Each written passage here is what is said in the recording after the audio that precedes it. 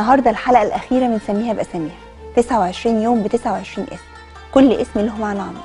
اسماء ومعاني بتستدعي فطرتنا السليمه، وفي معاني بتستدعي تفكير عميق عشان نعرف ندركها ونستوعبها. لكن اللي مفيش اختلاف عليه ابدا ان 29 اسم بيستدعوا التدبر والتامل والتفكر، وده المغزى الاساسي والهدف من البرنامج. ما نقدرش ننكر ابدا انكم صبرتوا علينا كتير، صبرتوا على استيعابكم الكلام اللي بيتقال، صبرتوا على استيعابكم لينا لو في اختلاف، صبرتوا على احترامكم للرأي الآخر، صبرتوا على السعي والتدبر لتسمية كل اسم في حياتنا باسمه الحقيقي. وعشان كده مسك الختام الحلقة النهاردة عن الصبر. يعني ايه اصلا صبر يا دكتور؟ يعني محتاجين معاني كتيرة والله. مبدئيا الواحد هيحزن قوي، حزين ان البرنامج خلاص ليه؟ بالعكس سميها بأساميها. اللي جاي كتير ان شاء الله باذن الله. ايوه ان شاء الله باذن الله. بس الاول عايز اقول لمعظم الناس ان اللي بيعملوه في حياتهم تحت مسمى الصبر هو له اسم تاني. هو قهر وكتم. ما ده مش في العموم طبعا، واجبار معظم الناس. الصبر اللي بيعملوه هو كتم وقهر واجبار النفس على يعني عدم التعبير عن الانفعال، وبالتالي بيسموا كده صبر. خلينا ناخد جولة سريعة في الكتب السماوية وبعد كده نبدأ نشرح الصبر ازاي الانسان يعمله صح عشان يوصل للاهداف اللي هو عايزها بسهولة. تمام اوكي. في الزبور انتظر الرب واصبر له ولا تغر من الذي ينجح في طريقه. لو كان بيعمل حاجات سلبية ما تتغرش بقى انه نجح، يعني لانه ممكن في الاخر تقلب عليه. لاني لك يا رب صبرت، انت تستجيب يا رب يا الهي. التوراة انتظر بصبر ما تنتظر من الله، لازمه ولا تتردد لكي تزداد حياة في أواخرك. ويل لكم أيها الذين فقدوا الصبر وتركوا الطرق المستقيمة ومالوا إلى طريق السوء. لأن الإنسان أول ما يسيب الصبر يبدأ يحاول يفكر في أكتر حاجة تجيب نتيجة بسرعة، فيعمل حاجات غلط. لا يفلت الخاطئ بغنائمه، يضيع الرب صبر التقي. ده في التوراة. في الإنجيل أما الذين بصبر في العمل الصالح يطلبون المجد والكرامة والبقاء فبالحياة الأبدية. وآية تانية والصبر تزكية والتزكية رجاء. آية أخيرة ها نحن نطوب الصابرين، قد سمعتم بصبر أيوب ورأيتم عاقبة الرب لأن الرب كثير الرحمة ورؤوف. في القرآن يا أيها الذين آمنوا استعينوا بالصبر والصلاة إن الله مع الصابرين. آية تانية ولمن صبر وغفر، لمن صبر وغفر إن ذلك لمن عزم الأمور. أولئك، آية تانية تالتة أولئك يؤتون أجرهم مرتين بما صبروا ويدرؤون بالحسنة السيئة. في سيئة بيدرأها بالحسنة، ما يعرفش يعني كده غير الصابر. ومما رزقناهم ينفقون. أخيرا وإن تصبروا وتتقوا لا يضركم كيدهم شيئا. يعني لو حد بيكيد وعاوز يعمل لك مكايد، الكيد هو تدبير السلبي في الخفاء. وبالتالي لو حد بيكيد علشان يعمل لك مشكلة أو يعمل لك حاجة سلبية، لو أنت بتصبر تتقي ربنا مستحيل الكيد بتاعه يضرك. إيه الصبر بقى؟ أيوة إيه الصبر؟ الصبر هي حالة توازن الجسم وثباته باسترخاء أثناء الوصول للهدف، عكس التوتر واللخبطة والاستعجال. بمعنى لو أنا قلت إن الصبر الحقيقي، لأن في صبر غلط صبر حقيقي، الصبر الحقيقي هو اللي له شرطين عشان تحقق الصبر ده، وهدي أمثلة عملية عشان نفهم الحالة بتمشي ازاي. الصبر الحقيقي هو الصبر اللي بتكون عامله بمزاجك ومرتاح وهادي أثناء ما أنت عليه، وبالتالي نتيجته هو وصولك للهدف بمنتهى السرعة، لأن الصبر وسيلة مش غاية.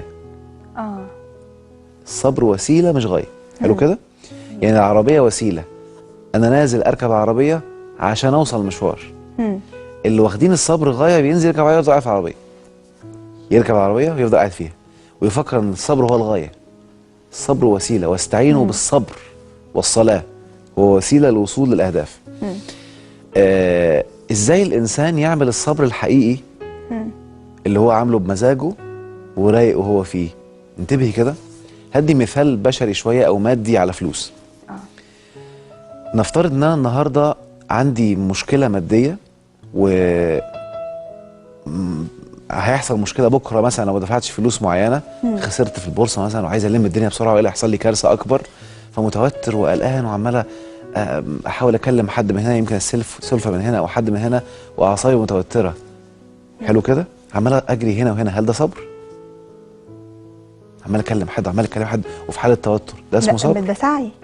لا، السعي اللي انا بعمله حالتي النفسيه ده صبر ولا مش صبر؟ مش عارف. متوتر وقاعد قلقان وبجري هنا وهنا، ده مش صبر. الصبر انا ممكن ابقى هادي، عمال اشوف حد هنا ما لقيتش، هادي وبشوف تاني، انا صابر. طب انتبهي كده، متوتر قلقان بكلم حد بشوف هنا، بعد والوقت عمال يعدي دخلت الساعه 10 بالليل 11 بالليل، بكره هيحصل لي مصيبه لو ما دفعتش فلوس. ايه اللي بيحصل؟ التوتر بيعلى، القلق بيعلى. صح كده؟ طب كلمني صاحبي، قام قايل لي في ايه بس اهدى، قلت له بس عندي مشكله كبيره وكذا، قال لي خلاص. محتاج مبلغ قد ايه؟ قلت له مبلغ كذا، قال لي خلاص اطمن هجيبه لك. اطمنت. هقفل السكه واحس بايه؟ صبرت بقى. ما انا بكره عندي مصيبه برضو. كده بقيت صابر بجد. وبمزاجي وبروقان. ولو دخل عليا حد ايه رايق ودندن، يا عم عندك مصيبه بكره، ايه المشكله؟ خلاص هتتحل. ايه اللي فرق؟ ايه اللي فرق من الحاله دي والحاله دي خلاك تبقى صابر بجد؟ يقينه ان الفلوس جايه. امال ايه؟ يقينه في صاحبه. الفلوس جايه بس من صاحبه. يقينه في صاحبه خلاك تصبر بجد. يبقى يقينك في انك ستصل يجعلك تصبر وتبقى رايق. المشكله بقى يا ساره ان عندنا علماء كتير للاسف، لان موضوع اليقين موضوع نفسي خطير، دقيق شويه، ويعني عملوا حاجه نسفت اليقين عند الناس. وزي ما قلت لك قبل كده، عارفه هعيدها تاني، المثال بتاع التليفون، لما نجيب 20 شخص او 10 اشخاص، اقول لهم كلمه من هنا او جمله، تتنقل توصل لرقم 20 مختلفه تماما عن اول جمله طلعت. فده اللي حصل. اول سورس ديني قال لنا الدعاء مثلا، فربنا قال لنا ايه؟ ادعوني استجب لكم. آية تانية، وإذا سألك عبادي عني فإني قريب أجيب دعوة الداعي. آية ثالثة، أمن يجيب المضطر إذا دعاه. ده كلام ربنا. كلام النبي، كل دعاء مستجاب ما لم تستعجل.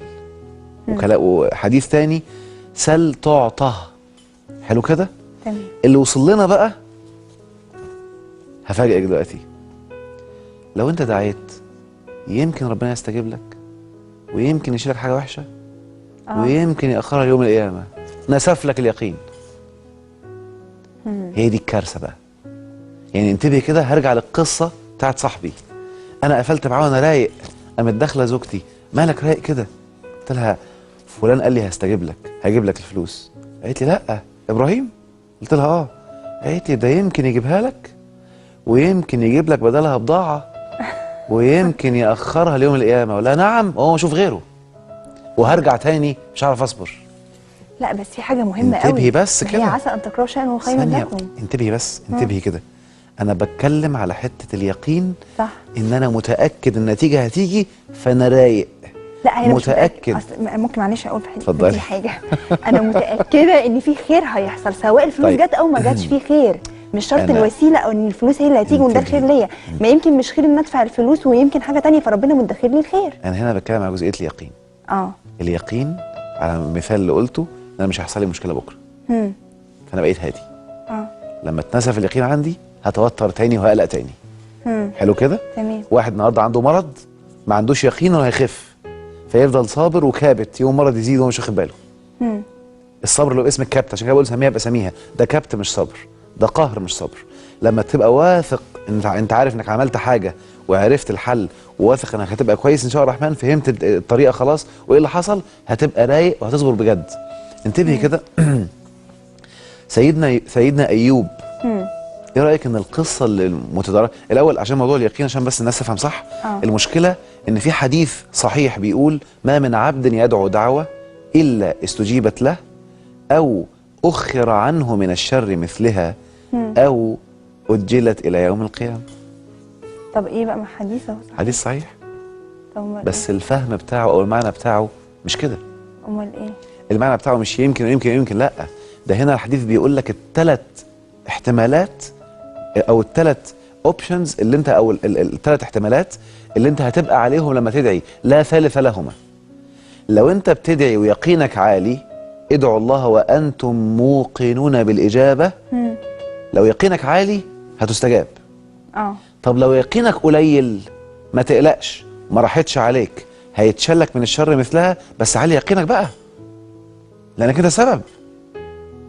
طب حضرتك فهمت منين من الحديث كلمه اليقين دي؟ ما هو انتبهي كده، لو انا النهارده قلت احنا قاعدين في الاستوديو اهو، وقلت ما من شخص منكم النهارده هيروح بيته الا مشي او بعربيه بتاعته او بمواصلات، هل معنى كده ان مش كل واحد بيختار وهو السبب؟ فالنبي بيقول لك بقى ما فيش حد هيدعي الا يا دي يا دي يا دي، وهو السبب في كله من جوه. يعني انت الاحتمالات دي كلها هي احتمالات الدعاء. لو انت بتدعي بيقين هيستجاب، ما دعيتش بيقين الاحتمال التاني هيتحقق اللي هو هيشيلك من شر مثلها. طب ما فيش يقين خالص، هتجيلك يوم القيامه بس انت سبب انك يقينك بايظ اصلا. يعني الثلاث احتمالات دي كلها انت اللي عاملهم، انت اللي واقع فيها. فلما انا اكون فاهم بقى ان ربنا بيستجيب الدعاء وبيستجيب 100%، لو ما استجابش هقول خلاص هتشيل لي حاجه، بس انا لازم اعلي اليقين عشان تيجي، فهزود يقيني وهبدا اعملها اكتر عشان اوصل، هبقى عارف ان انا سبب. ولو انت انسان خير هتخليها خير.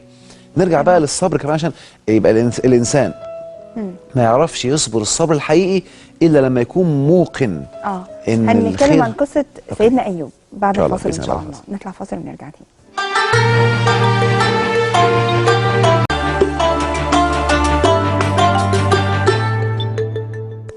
رجعنا تاني وبنتكلم عن الصبر، واحنا دلوقتي حضرتك ان شاء الله تحكي لنا قصه سيدنا ايوب والمغزى منها بقى. سريعا كده بقى.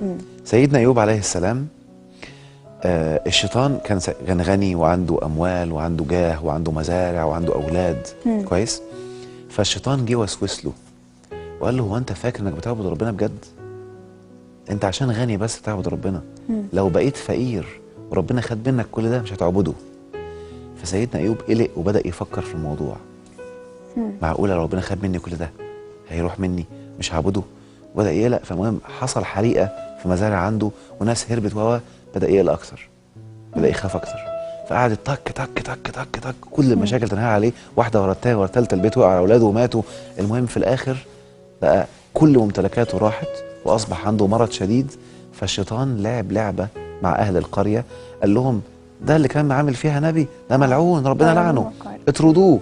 فراحوا طاردينه من القريه وهو صابر. حلو كده؟ المهم طردوه من القريه. بدات زوجته تشتغل خدامه بعد ما كان عندها خدم وحشم، بقت شغاله خدامه عند اهل القريه عشان تجيب فلوس وهو صابر.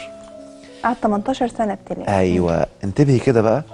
اهل القريه الشيطان قال لهم دي مرات الملعون، اطردوها لحسن اللعنه تحل عليكم. فطردوها وهو صابر.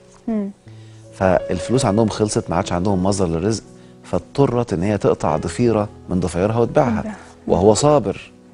ركزي في الجمله الخطيره اللي هقولها دلوقتي، خطيره جدا جدا جدا. لما قررت تقطع الضفيره الثانيه علشان تبيعها، سيدنا ايوب قرر يوقف الصبر لانه كان عامله بمزاجه ودعا ربنا. ايه؟ ده هو كان صابر بمزاجه عشان يثبت لربنا ان مهما الدنيا تبوظ انا بعبدك يا رب. فلما لقاها خلاص ما عادش قادر، مش هيصبر قهر بقى، استخدم الدعاء لانه عارف انه نبي ولو دعا هتستجاب، بس ما كانش عايز يدعي. وحتى لما دعا بأدب. ربي إني مسني الضر وأنت أرحم الراحمين. فربنا فرج عنه كل اللي فيه بعد 18 سنة. كان صابر بمزاجه. مش زي ما الناس فاهمة صابر غصب عنه وقهر ومشاكل، هو اللي كان عايز كده. عشان كده هي أعظم قصة صبر في التاريخ، بمزاجه. سيدنا محمد صلى الله عليه وسلم، سيدنا محمد عليه الصلاة والسلام، كان مستحيل حد يجيله ويقول له اصبر واحتسب غصب عنه، لا، يخيره. كان بيخيره. إن شئت دعوت لك ربنا يفرجها، وإن شئت صبرت ولك الجنة، عشان يبقى مزاجك. زي المرأة اللي جات له. أيوة، المرأة كانت عندها صرع فكانت بتتكشف، قال لها إن شئت دعوت لك وان شئتي صبرت، كان قالت له اصبر ولكن ادعو الله لي الا اتكشف. بمزاجها. فالصبر يكون بمزاجك. انتبهي كده، سيدنا يعقوب عمل النوعين بتوع الصبر، الصبر القهر، الصبر الحقيقي. لما ابنه يوسف اتاخد قال ايه؟ قال بل سولت لكم انفسكم امرا فصبر جميل والله المستعان على ما تصفون، وكان كاتم جواه. الصبر ده لو جينا من ناحيه الطاقه بقى بيولد طاقه سلبيه في الجسم. فاللي حصل ان ابنه فضل بعيد عنه فتره طويله، والابن التاني اتاخد كمان، السلبيات بتنهال معايا. وبعد كده لما لما ابنه تاني اتاخد، ايه اللي حصل؟ من البكاء والحزن عينه ايه اللي حصل فيها؟ راحت، ذهبت عيناه، ابيضت عيناه. صح كده؟ صح.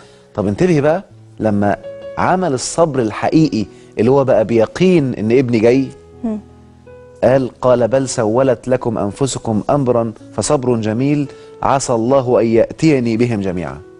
ايه اللي عسى عندما تقال لله معناها الوجوب. ايه اللي حصل ساعتها؟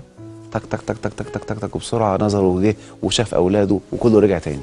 لما عمل الصبر الحقيقي، الصبر اللي هو ايه؟ صبر بروقان، صبر وانا عارف ان النتيجه جايه، صبر وانا عارف ان اللي انا فيه ده خير، خير لانه اكيد بينظف لي ذنوب انا عاملها، فهو خير. ما هي نقطة تنظيف الذنوب دي بقى ندخل في حلقة الجزاء مع الصبر. اوكي. يعني هل دلوقتي يعني عشان انا بصبر اصلا بقى على ايه؟ يعني انا فرضا ان انا خلاص ده من اعمالي، وده اللي اتفقنا عليه في حلقة الجزاء، ان دي من اعمالنا اي حاجة بتحصل. فبصبر على ايه بقى اصلا؟ ايوه، بصبر على اني ابقى رافض. ما هو خلي بالك، الرفض بيخليك مش صابر. رافض الحالة. الانسان بيرفض الحالة ليه؟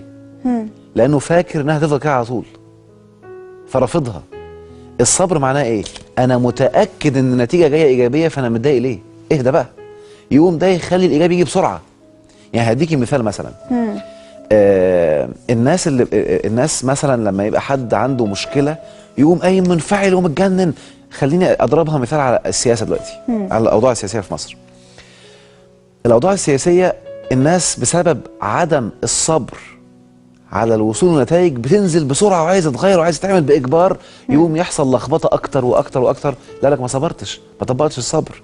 الطالب اللي مش صابر على ان هو يقعد يذاكر ويهدى كده، يقوم متوتر وقلقان وخايف لانه مرعوب من النتيجه.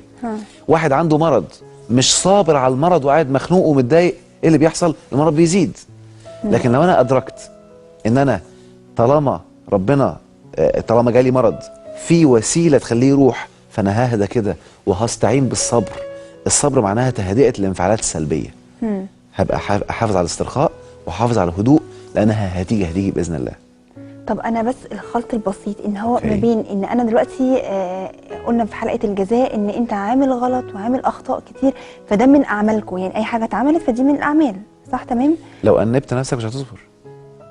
لو انت عرفت ان انت السبب وانبت نفسك، ده مش صبر برضو. بس حضرتك قلت حاجه تانية، ان احنا دلوقتي لازم نبحث ايه القصه المشكله اللي انت عاملها في حياتك عشان تتخلص من لو انت بحثت من غير صبر، الابتلاء اللي جالك. لو انت بحثت من غير صبر مش هتعرف توصل.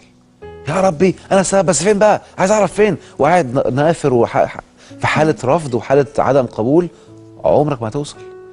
يعني خليني اقول بقى بمعنى ثاني، حاله الصبر بتخلي العقل يسكن، يقوم يلقط الافكار اللي تحل لك المشاكل.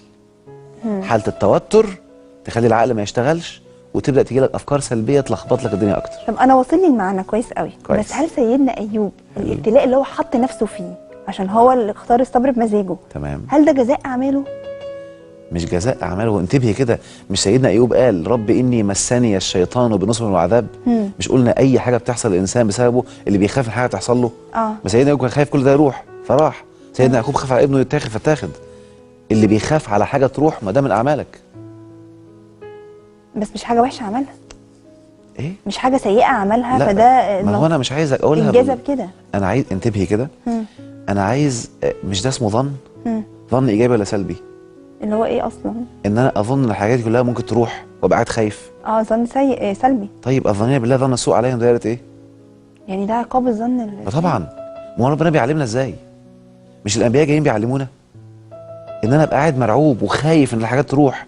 مش ده حاجه وحشه؟ مش معظم الناس، انتبهي كده، عشان كده الموضوع ممكن يبقى صادق بالنسبه للناس.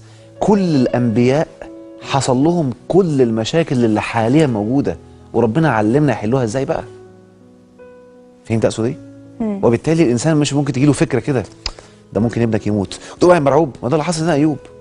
طب ما هو يقوم ابنك يحصل او يجي له مرض بسببك. طب ما هو بالمعنى ده ان احنا بنعمل ذنوب كتير جدا في حياتنا. كويس. فمعناه بقى بالمعنى ده ان احنا كل ما تعمل ذنب انت بتتجازى. كل ما تعمل هنروح بقى يوم القيامه في الحساب فين بقى؟ ما انا هبقى نظيفه بقى يوم القيامه. انتبهي كده بقى. الانسان النقي التقي بيحصل له ايه؟ اول ما يحصل له مشكله، اول ما يبدا يعمل ذنوب، يوم ربنا يبعت له حاجه تنبهه انك تتضايق. الاول بيقع على النفس، ما انتبهتش تبقى الم. ما انتبهتش يوم الاعضاء يحصل لها حاجه في الجسم. ما انتبهتش تيجي لك من بره بقى. حلو كده؟ طب انتبهي كده، ما ممكن واحد يقوم قايل بقى الشيطان بيلعب في دماغه، الله طب انا بقى خلاص بقى لو طالما الانسان اللي ربنا بيحبه او المؤمن يعني لو عمل ذنب بيجي له ابتلاء شديد، ولو مش مؤمن عمل ذنب بيجي له ابتلاء بسيط، طب انا مش عايز اكون مؤمن بقى. هقول له ان المؤمن ربنا عرفه انه لو استعاذ من المشكله هتروح بسرعه. زي ما سيدنا ايوب عمل. فهمت اقصد ايه؟ وبالتالي انتبهي كده، خديها قاعده. انا مثلا لما عرفت المعلومه دي بقيت حساس لدرجه ان انا مش ساعات بنمشي في الاوضه او في البيت رجلي تخبط صباعي الصغير ده يقوم مخبوط خبطه.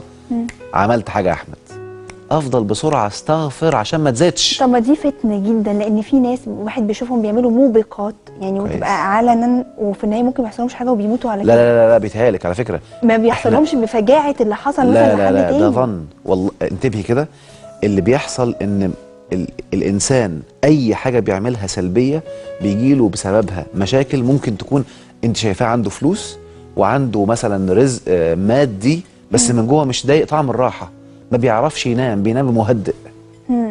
بس انت تعرفيش، احنا بنعرف في العيادات بقى والمراكز يبقى من جوه مش متهني، ولكن يعني ما ده عقاب بسيط برضه مقابل ان هو بقى اتألم وتاني مرض. لا انا اقصد على فكره لا انا اقصد ان حضرتك قلت الدرجات. ما طبعا، بس احنا قلنا البدايه ايه؟ ان الم النفسي نبتدي بعد كده يبقى في الم جسدي، يبقى في كذا. اكيد في ناس بتبقى متألمه الم فظيع جسديا. لا انتبهي، والم الجسد يعني انا لما قلت الم نفسي مش قصدي الم نفسي ان النفس اقل. هو العذاب النفسي اصعب من العذاب الجسدي. طبعا. بس انا بتكلم بيجي الم نفسي بسيط اللي هو ضيق، حزن، خنقه. يوم الالم يزيد بالاعضاء تتخبط. يوم الالم النفسي يعلى بفلوسك تروح، او يحصل لك انك عندك كل الفلوس بس مش متهني، مش ده طعم حاجه. معايا؟ يعني انا مره من ضمن الحالات اللي قابلتها واحد ملياردير كان عنده ازمه نفسيه انه فقير. ليه فقير؟ فلما قعدت اتكلم معاه بساله بس سؤال كده، قلت له طب معلش انا اسف سؤال محرج، ثروتك كام؟ قال لي 500 مليون دولار. قلت له ايه؟ وفقير؟ راح معيط. قلت له معلش انت ليه كده؟ ليه شايف نفسك فقير؟ عايز اعرف هو شايف نفسه فقير بالنسبه لمين؟ قال لي اختي عندها مليار و200 الف، ابن عمي عنده مليار و500، بجد والله العظيم انا افقر منه عندي 500 ومتدمر وبقاله سنين بيحارب عشان يبقى زيهم مش عارف، فبيتعذب بالفلوس. معايا؟ وبالتالي الناس بتتخدع، وقدام الناس عمره هيبين، هيصرف ويبين عايز يبين انه غني، فهي بتجيب اغلى عربيه ويعمل كذا ومن جوه متدمر اصلا. فبقول للناس ما تتخدعش في مظاهر خداعه. احنا عندنا في علم النفس بنشوف حاجات لا تتخيلوها، بنلاقي ايات ربنا متحققه بالفعل. وبالتالي الصبر بقى يخليك توصل لاهدافك بمنتهى السرعه. هرجع بقى عشان نختم بيها، سميها باساميها، تعرف تستمتع فيها وانت السبب. أنا اختار وكل سنه انت طيبين. اهم حاجه ان 29 حلقه دول عدوا كده مرور الكرام يعني، بس محتاجه عمق رهيب جدا جدا. ولازم ناكد على نقطه مهمه جدا، ان في حاجات يعني دكتور احمد حتى دايما يقول كده هو اجتهد، وهو الفكره الاساسيه اللي احنا بنعيد ونزيد فيها ان دي دعوه للاجتهاد، دعوه للتفكر، دعوه انك تدور، دعوه انك تعرف ان لسه قدامك كتير، واعرفوا انك ممكن تحس ان البرنامج لخبطك. اصبر بقى، اصبر وخدها خطوه خطوه. امسك اسم كده. وعلى فكره الحلقات انا عاملها بطريقه او بقولها بطريقه معينه بحيث انك كل ما تسمع الحلقه هتضيف لك معلومه جديده. طبق وارجع اسمعها تاني، هتلاقي حاجه نورت تانيه وحاجه نورت تالته. كل ما تطبق وتتقن اسم خش على اللي بعديه وعلى بعديه، وافتكر 19 مره، غير الاسم جواك واكده في عقلك 19 مره عشان الاسم الجديد يتحفظ، وتفرق بين الاسم الايجابي والاسم السلبي، وتبقى حياتك جنه ان شاء الله. احنا ان شاء الله اول ثلاث بعد العيد باذن الله اللي هو هيبقى هوا برنامج العيشه واللي عايشينها، ان شاء الله دكتور احمد يبقى معانا على الهوا بقى. على الهوا وتليفونات جاي. بقى. ضروري إن شاء قوي الله قوي بإذن بقى تسالوا بقى اللي انتوا عايزين تسالوه، وطبعا على الفيسبوك ان شاء الله، سواء عند الدكتور احمد او عندنا الاسئله. عندي انا اسئله بس، عند دكتور احمد ناقشوا براحتكم. ان شاء الله باذن الله. باذن الله ان شاء الله. دكتور احمد، هل لديك اقوال اخرى بعد انا بدأ 29 يا حلقه؟ رب يا رب تبقى بدايه تفتيح كده الذهن ونعناشه للدماغ عشان افكر واتاكد واتبين وانطلق في الحياه عشان تبقى حياتي جنه واعيش العيشه الراضيه باذن الرحمن الرحيم. وصلت معلوماتك كلها الى حد ما الى حد راضي ما عنها؟ طبعا المواضيع عميقه، بس الى حد ما وصلت الفكره، وصلت الهدف اللي انا عايزه، ان عاوز الكل يبدا يشتغل ويدور ويقرا ويبحث. تمام ان شاء الله. شكرا الله جدا يا بإذن دكتور احمد. انا عن نفسي يعني اخدت دروس مكثفه، واكيد ان شاء الله باذن الله هبقى يعني وحشه قوي لو ما ابتديتش اطبق يعني اول واحده. عشان دي كويسه إن شاء سميها الله. باساميها ان شاء الله وهتطبقي باذن يا الله. رب ان شاء الله. شكرا جدا يا دكتور احمد، واحنا نشكركم جدا جدا. نتمنى تكون رسالتنا وصلت وفي ميزان حسناتنا وحسناتكم بقى وحسنات دكتور إن شاء احمد ان الله شاء بإذن الله. الله إن شاء الله. شكرا جدا والسلام عليكم. الله يسعدك.